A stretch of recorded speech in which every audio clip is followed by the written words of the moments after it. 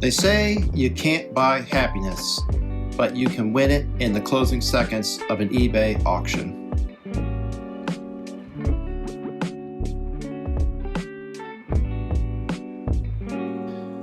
What's going on, guys? Welcome back to my channel. If you are new to my channel, this is Candid Woodworking. I do woodworking, but I also am a huge sucker for collecting and restoring vintage hand tools. More specifically, I enjoy rescuing tools that are headed for the trash and bringing them back to life. And in today's video, we're going to be talking about a particular item that I've had my eyes on for quite some time, and I've been wanting to add this to my collection. And I was able to finally snag one for a really good price on eBay. I actually own the big brother to this particular item that we're going to be talking about today. And so I'm super excited to be able to open up this box. I haven't even opened up the box yet. So we're going to open up the box together, and we're going to find out if this was a eBay deal or a complete disaster. If it is a disaster, I'm going to kind of look kind of stupid. So with that being said, let's go ahead and open up the box and see what we got. And then what I'm going to do is I'm going to talk a little bit more about this particular item, and there's some interesting history there with it. So I encourage you to not go anywhere or change the channel and stay with me, and let's see what we got. All right, let's open this up and see what we got.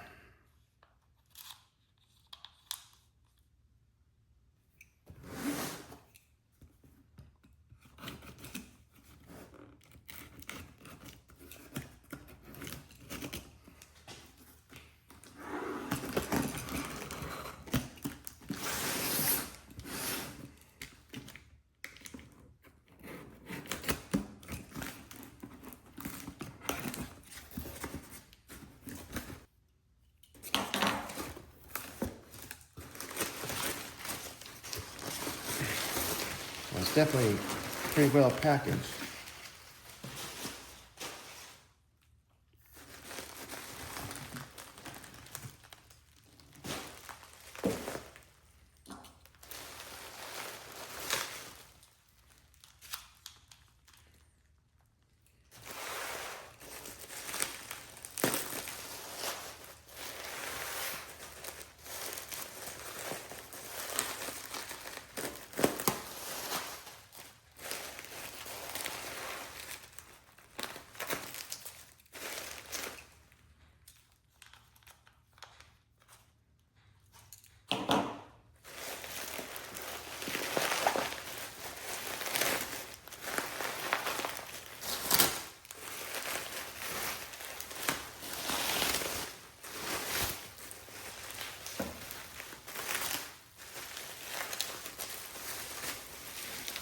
Oh yeah, look at that.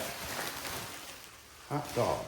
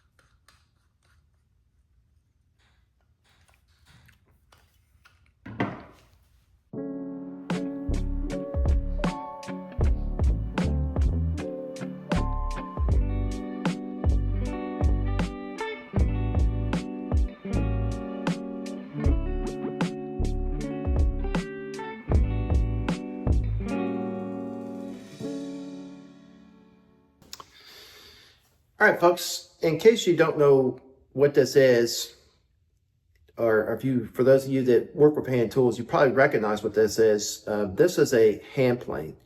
However, this is a hand plane that's quite different from your standard bench plane, which is modeled after Leonard Bailey. This here is a Sargent Auto Set number 718 hand plane, and the 18 in that number, the 718, means that this is 18 inches long, so it's a 4 plane. And this particular plane has got some really neat features about it that I think it's a really cool tool. First and foremost is that the handle here, the knob here, this is called the front knob. Actually, when you turn this, it actually loosens, and you can actually position this, so to speak. You can actually move it. You can either go forward with it or backwards with it. And another thing that's neat about this is that it has a different, the auto set hand planes were designed to eliminate the need for a lateral adjuster. And the history behind this was that back in the early 1900s, a gentleman, I forgot his first name, his last name was Gage, came out with the idea of the Gage plane, or the Gage auto set plane. And it was designed to eliminate the need for the lateral adjuster.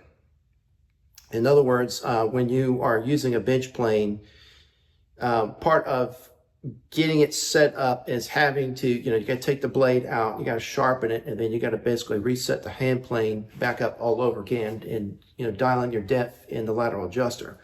And so what Gage was trying to do was trying to eliminate the lateral adjuster, and that way you basically, when you're using the plane, you need to sharpen it. You take the blade out, you sharpen it, you put it back into the hand plane, and you get back to business. And then along came a company, the competitor, which was Sargent. They had their version of the auto set hand plane, which is a little bit different. If you ever look at a Stanley Gage plane, I'll put a picture here on the screen so you can take a look at it. But one of the things that makes this plane, or this particular auto set plane, different is that the lever cap and the chip breaker are kind of a one-piece item. This here is the lever cap, and then this part here acts as like as a chip breaker, and you can actually set the depth on this.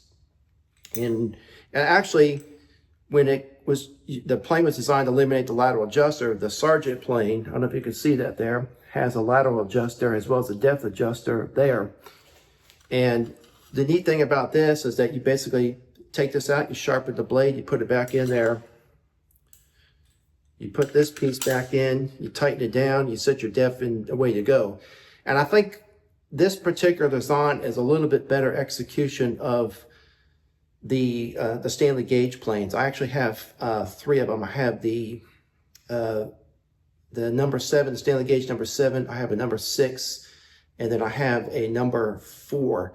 2 of those I restored, and I have videos to both of those if you're interested in that. And I also have a video to the big brother to this, which was the Sargent number 722. That's a equivalent to a number 74 plane. But anyway, getting back to when I was unboxing this, I was worried that this was going to be, whether this was going to be a good deal or this is a disaster. Looking at this plane, it's in actually really good shape. The main thing that I was concerned, there's some things I was concerned with, is does it have all the parts? Another thing that I was concerned with, does it have any cracks? There's no cracks here on the mouth. That was another concern of mine. If that's the case, if it has cracks, it's not unusable, but it kind of eliminates its value, so to speak. And as far as I can tell, it has all the parts and pieces. The front knob here has got some splits in it, so if I decide to restore this, I'm actually going to restore this. I'll have to either re-glue it, or I might just make a new front knob. The front knob in the totes, this is called the tote. Most hand planes, they used rosewood, and if I'm not mistaken, looking at the history of Sargent, they used to use Honduran mahogany. And then they had a specific finish. It's kind of like a shellac finish on the front knob and the front toe. But anyway, it looks like this was for the most part, this was a really good steal. I got this for a really good price. When you are looking for these on eBay, they usually go for high price. And I was glad I was able to, I just happened to catch this at the right time.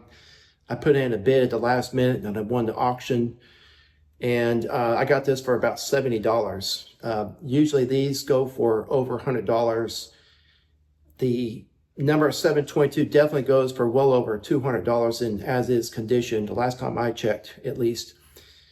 So I think I scored pretty good with this one. I'm going to probably at some point in time in the future dedicate a video to restoring this, and I'm looking forward to adding this bad boy to my collection. Anyway, that's it for this video. I encourage you to go over to my channel and check out my playlist. If you enjoy seeing vintage tools restored and brought back to life, I have a bunch of videos that you can scroll through and watch and check those out. Some of my earlier videos have some really good step-by-step videos on how to restore a vintage tool such as this one. And I have some really good step-by-steps on how using buffing wheels and buffing compounds. I encourage you to go check that out. I'm going to have some videos at the end of this video that you can go check out next for your viewing pleasure. Don't forget to subscribe and hit that notifications icon. I will be releasing a video, hopefully, at the end of March. I've got a deadline to try and get that video out by the end of March. It's a really great video. It is a tool, it's a rounded tool that is very popular. You don't want to miss it, so I encourage you to subscribe, turn on the notifications icon, and I will catch you in the next video. Peace out.